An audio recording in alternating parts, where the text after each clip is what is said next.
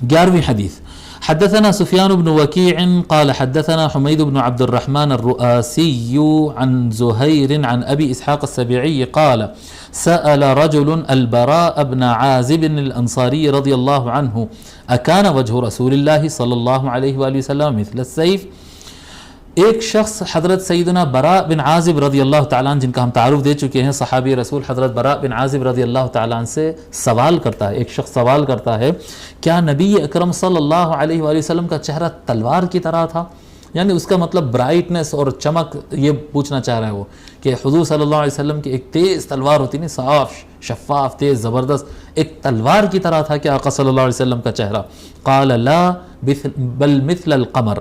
انہوں نے فرمایا نہیں، تلوار کی طرح نہیں بلکہ چاند کی طرح تھا آقا صلی اللہ علیہ وآلہ وسلم کا چہرے مبارکہ، کیونکہ چاند کے اندر کیا ہے، نورانیت اور چمک کے ساتھ نرمی ہے، اور تلوار کے اندر چمک اور روشنی کے ساتھ تیزی ہے.